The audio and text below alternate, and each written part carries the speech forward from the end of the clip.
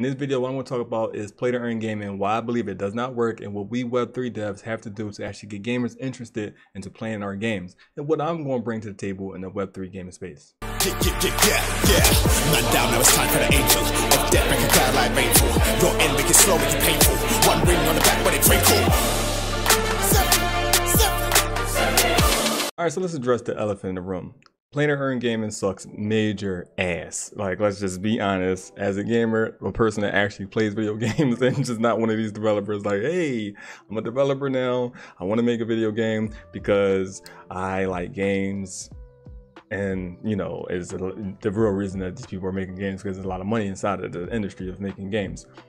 But my favorite 3 streamers that I like to watch is Shroud, Dr. Disrespect, and Landmark, which all of them play shooting games, which is shooting games is my favorite genre, but I just like these people's content because Shroud's like inhuman and also Landmark is unhuman, and these if you actually watch these guys play shooting games, it's crazy. But then Dr. Disrespect, come on, he's Doc.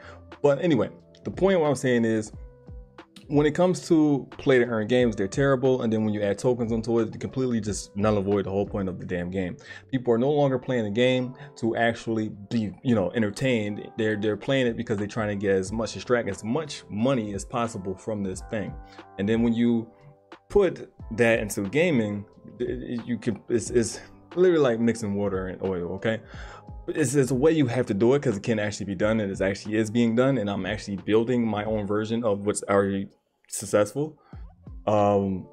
It's just our version is in gambling, right? But I'm talking about Tropian Universe. But it's just, when it comes to the Tropian Universe, it actually works, but it comes with like a little gambling aspect on it. But you can actually make money playing video games other than playing on Twitch and building a community with YouTube as well.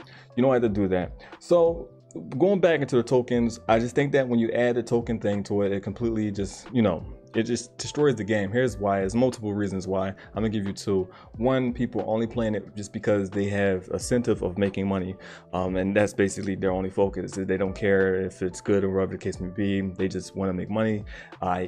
you see what happens with Axie Infinity. Then you have the next one, where if that token drops in value, the people start to panic and stuff like that, because now you know, some people might actually quit their jobs if they make money into the game, you know, just becoming a livelihood. And now when a token drops and stuff like that, now it's, you know, it's more than just the game just being a bad game. It becomes a thing.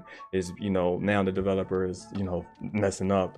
It's a lot that comes with when you put tokens into games. It's just not good. So what I chose to do is not put a token inside of my game at all. I don't want that type of thing to be involved. Also, I believe that when you put tokens inside of games, you're actually robbing people to play your game versus actually releasing a good product where you actually make money just by people playing the game anyway. If you make a good game, then people will play it. And then the people who invest in the game will actually make money. That is the strategy I'm using. What I mean by that, for example, what we're building right here is just the Grand Theft Auto RP method. So in Grand Theft Auto RP, you can actually own some of the buildings inside of the servers of these Grand Theft Auto RP servers. And you can actually own the buildings. So the trademark buildings, you know, because some of them have like McDonald's and Taco Bell and stuff like that, and Dunkin' Donuts inside these names, like T Grizzly. They have Dunkin' Donuts, Taco Bell, Chick-fil-A. They have these type of businesses inside of their games and their servers on Grand Theft Auto, and people actually own these buildings and stuff like that. So even on there, you can sell drugs and stuff like that on these servers and stuff like that. But what we did was we took that model and we put that into our game, because we have like a role-playing game as well. It's basically Grand Theft Auto, which is horror involved in it. And you know, so it's no longer just guys just riding around just killing each other or just doing foolishness. You actually could go on missions and you know, go into buildings and deal with horror stuff, right? So we wanted to add that aspect, but also where you can actually own the buildings, and you can also sell drugs on our game as well.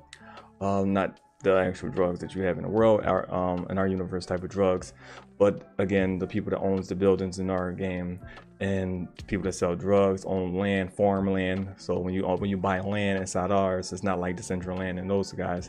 It's actually like basically like it goes into like a sim mode, where a sim builder mode, where you actually build on top of the land from the assets that we already have inside of the thing. So you can build certain different types of architecture onto your land. For example, like a farm, a mining field, a mining company, a cornfield, a breeding farm, and a cannabis farm. So these are the type of things that you can actually build into it. And then we have more coming in the future, but these are things. So just like Grand Theft Auto Roleplay, when you go into one of the stores to buy food, like the 7-Eleven that's in there in that game, we have those type of stores inside of our game too. But the only difference between Grand Theft Auto Roleplay and ours is ours is decentralized and it's owned by players. Then that actually transmute to actual real earning, right?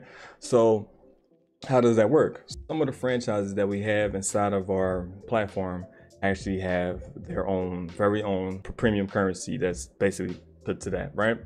That's on to the social media app, that's to the game, that's the social media, which I'll show it right here, that's connected to the game, that's all types of things. So it's like Reddit. It's basically Myths Story of Abraxas, their universe version of Reddit. So you would basically see them talking about it, basically add each other as friends on there. You'll see a bunch of how it goes when the game comes out.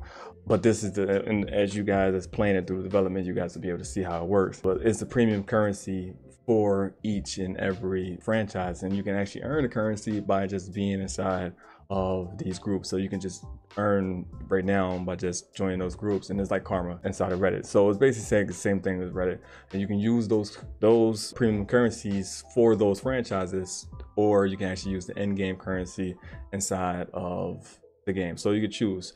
So if for example, you have a Prince Portfolios, which is like a car dealership. So if they take the Prince Portfolios currency, or they can take in-game currency, which is the USD inside of in-game, not the real USD, but inside, you can actually pay with the premium currency with the Prince Portfolio currency, or you can pay with in-game currency.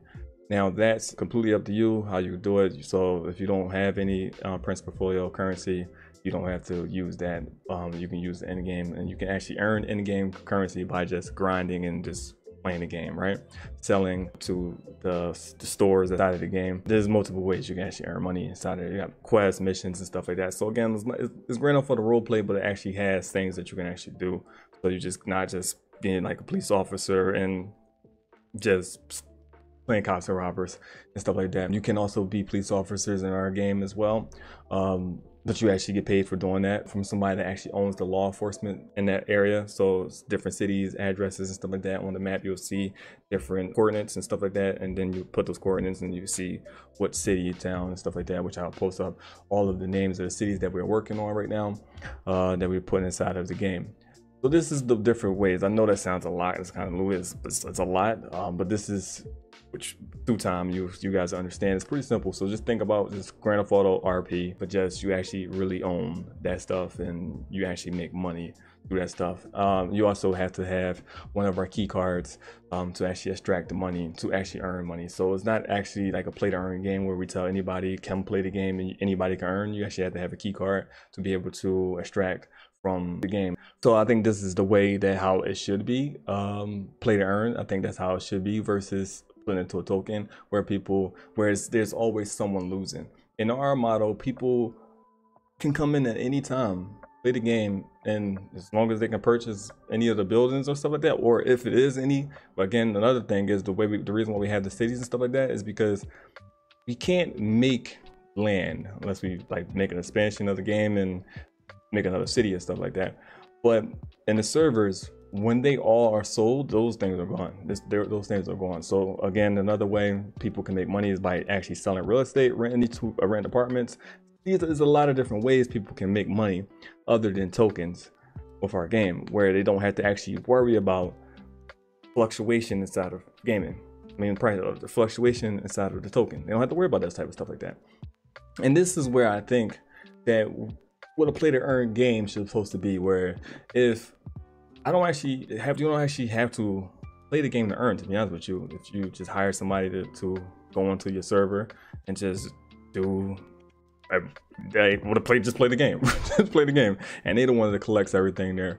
So, or you know, someone buy, because actually NPCs actually do run the stores for you. So if people buy from that store, it automatically comes to your account anyway, and you can just extract. If you own a key card, you should, and if you own a building, then you should definitely own a key card. If you own a key card, you can just extract the money, convert that over to whatever that it's worth in actual currency, depending on the currency you choose, and that's it right there. So it's multiple ways where you can earn inside of our platform, and I think that this is where play to earn games should be, where it's like it shouldn't be play the game for a certain amount of time and just earn tokens. I think that it should be to a point where it's like, if you own assets and stuff like that, and like World of Warcraft, like if you own, or Final Fantasy, you own houses, you rent the houses out, and because you actually own this property and you can rent it out to actually make actual money.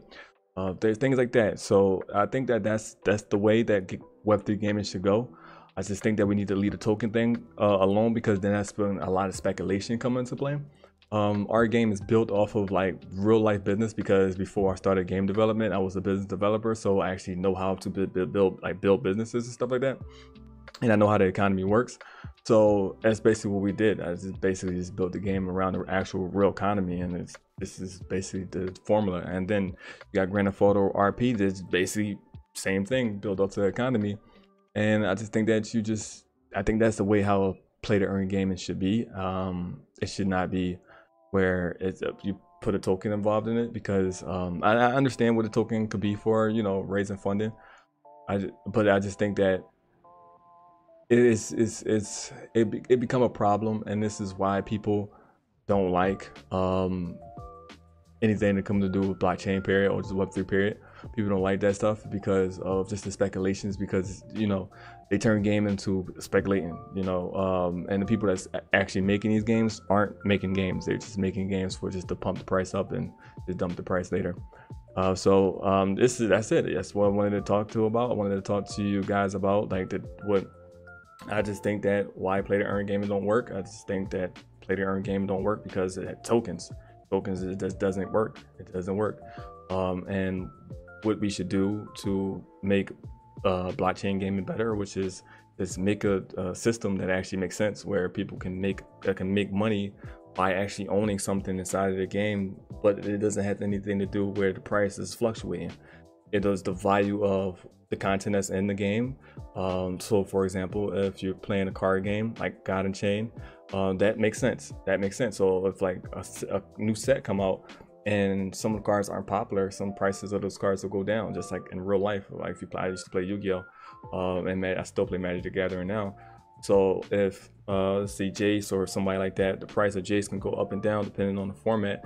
Like Ghostband Dragon was ridiculous. That guy, he got banned, but and he's like without too as well. But he was ridiculous. But I bet you in the card and the paper game, I don't play paper, I play Arena. In the paper format, I bet you was expensive as hell because of how valuable he was. I just think that that's where play to earn gaming should be at, whereas the value of the things that's inside of the game, the assets inside of the game. For example, eating food is very important in our game. Guns is obviously important because you will die from players or monsters inside of the game. The gas stations are very important. And housing is very important, because if you don't have any place to place these things, the game things that you go out there and find, and that's another thing, the difference between us and Grand Theft Auto roleplay. It's like an distraction game too. You go out there, but the difference is there's no like leaving anything like that. You bring it back to your hideout, the house that you own.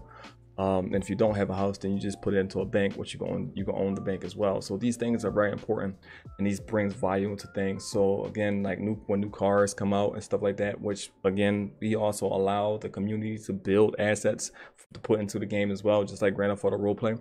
We allow that to happen.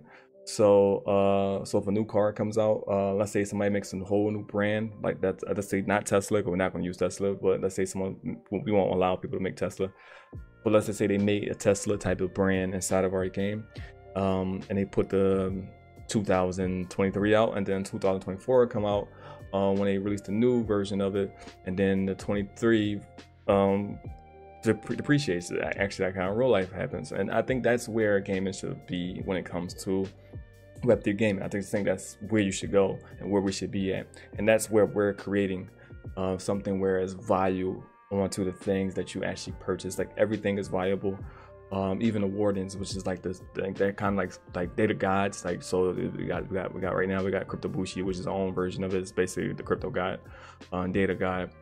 And then you got Thor and those guys, but they give you the power and give you guns and different missions and stuff like that. So you can purchase those inside of our project, and that will come with like DLC where that person can actually play that game. But the difference is you can actually sell that DLC to someone else when you're done with it, and then they can get the stuff that you already got. So these are the type of things that I think that giving back to gamers in the community, this is what you should do. When it comes to Web3 gaming and allowing people to own their assets and stuff like that. I think that's what it should be, because when you build a fun gameplay loop, like the gameplay loop that we have, for example, the mini game, which is a roguelike deck building game, that's the same universe. It's called Ready Controller One. It's a parody of Ready Player One and a parody of Earth 2. It's basically in the same universe as Myths. Same story, basically find out a little more backstory, find out stuff that's inside there, and this is a game that you guys can play while I'm developing the other game. So I will be also adding updates to this game every 2 to 3 weeks, so like new maps, new cars and stuff like that throughout development of Myths Story of Abraxas. So I'll be working on 2 games at the same time, and you'll be able to access this game inside of Myths Story of Abraxas. You put the headset on and it takes you into the game. Not an actual real headset, but a headset inside of the game, and it takes you inside of Ready Controller One. And you'll be able to use the NFTs that you have for Myths Story of Abraxas in there, and then you'll be able to collect NFTs inside of Ready Controller One, and then you'll be able to use those NFTs inside of Myths Story of Abraxas. So these are things that, you know, I think that where Web3 gaming should go at. I think that this is the type of things like that. I also have a crazy idea of how we can use marketing for big brands. For example, let's just say that if you have a Netflix NFT, you know, we can do something for Netflix. I don't know, it's certain different type of things that we have plans on doing, where you just hold other companies' NFTs, like Illuvium. Yeah, I'm definitely gonna do something for Daredrop. If you hold a Daredrop NFT, then you can get something in our game and stuff like that. And these are things that we're planning on. It's just bringing value to the Web3 space, where other projects talk to each other, they engage with each other audience, bringing value where people don't have to worry about things being dumped on them, and just safety and stuff like that. So we have our partner reveal coming. And we plan on bringing a lot of safety to the community. I think that's what we really need to work on when it comes to Web3 gaming. I've been ranting. Hopefully you got what I'm saying. Hopefully you developers that's developing inside the Web3 space, you know, I hope you guys out there creating the best thing for the people first, because it's all about the people. The people is the ones that create us. We create something for the people. They the ones that adopt it, and then they take it to the moon. That's the right way to go to the moon. All right, with that being said, I'm out of here, you guys. The name is